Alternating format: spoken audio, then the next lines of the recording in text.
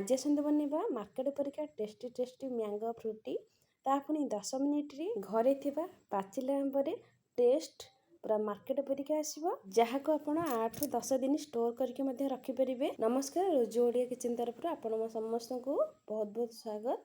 Video T full आज निश्चिंत करंतु। आशा करूची आपण मन रेसिपी निश्चित भारे पसंद आसीबो। मैंगो फ्रूटी बनया पई प्रथम एठी मु देखंतु नेजी 3टी पाचिला आंब छोटो साइज रे आंब नेजी।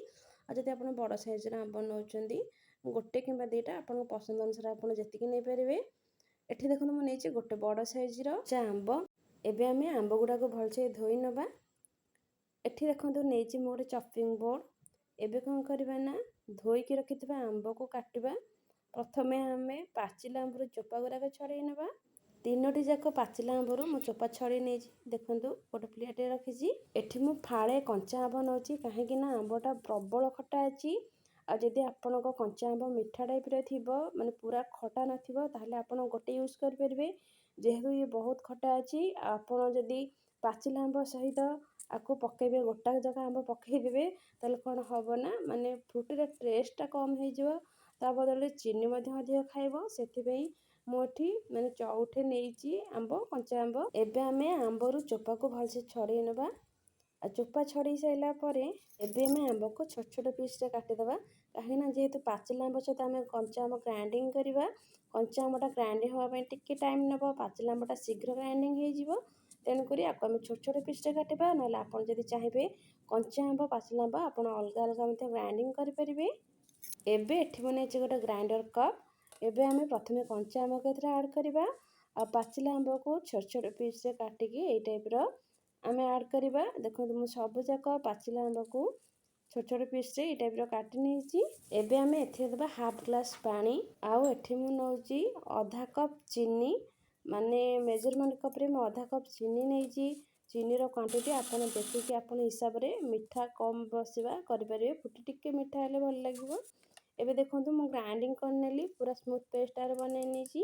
एबे कोन करबा ना एठी गोटे मु फ्राई पैन को गैस पर बसै देइतिली। जो हमें ग्राइंडिंग करिके रखिथिबा आंब जूस को कोन करबा ना एथिरे एबे हमें ऐड करबा। ए समय रे गैस को पूरा लो फ्लेम रे रखिथिबे। एठी मध्ये हम कोन करछि ना गोटे ग्लास पानी ऐड करूछि काहे कि ना हमर माने आंब जूस टा सिझिया पई टिके टाइम नबो। एबे कोन करबा ना आस्ते आस्ते आको हम कोन करबा लो फ्लेम रे रखिकी भलसे गोळेबा। काहे कि ना तळे आंब जूस टा लागि जिवो बहळिया अछि।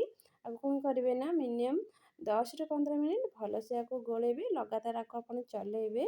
देखंतु आंब जूस टा हमर कोन होइछि ना बहळिया हेई आसलानी। ए समय कोन करबा गैस को हमें ऑफ कर नबा। गैस को ऑफ करिके त कोन करबा तळ को बे काढी नबा। कोन करबा ना ठंडा होबा को देबा।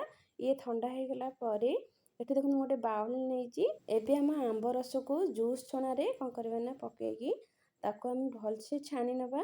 जदि किछि खदडा अंश थिबो से बाहर जीवो। आपण जदि चाहिबे ताको डायरेक्ट मध्य माने व्यवहार कर परिबे। एबे देखंतु मु भलसे जूस छने रे आंब रस गुरा को छानी नेली। देखंतु जूस रो कलर आ स्ट्रक्चर केते बढ़िया आसीछि। याको जदि आपण स्टोर करबा को चाहउछंदी तेबे एई टाइप रो ही आपण स्टोर करबे। एथिरे पानी जमे बे ऐड करबेनी। आ जो स्टोर करबे से गोटे काचो बाउल ले ताको कोन करबे ना भलसे गरम पानी धोई नेबे। धोई के ताको खरा रे सुखेबे। तापरे आंब जूस को सेतिरे रखिकी आपण फ्रिज रे 8 ରୁ 10 दिन इजीली स्टोर करके रखि परिबे। एबे आपनकर मन हबो आपण आदरे पानी मिसेकी आको सर्व कर परिबे। एबे देखंतु मु आको स्टोर करनेले आधा घंटा पई। आधा घंटा परे मु गोटे बाउल को काढी नेइछि।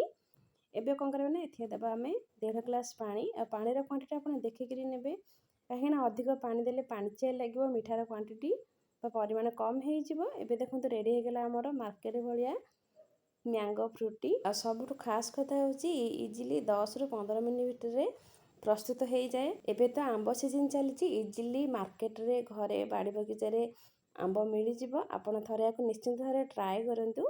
फैमिली फ्रेंड समस्त के साथ शेयर करंतु। केमती लागुच मते कमेंट करके जणातु। बाहर रो फ्रूटी अपेक्षा घरे एमती कम समय रे बने के छोटे चंको आपण देई परिबे। रहुची नमस्कार। जदि आपण मानको आम भिडियोटी पसंद आसीते तेबे आम चैनल को लाइक शेयर सब्सक्राइब करे पे जय भूलिबेनी। जी फोन देखा बा गोटे नुवा भिडियो रे। से पर्यंत समस्त दिन शुभ करे हो। भगवान समस्त भलो रखि थांतु।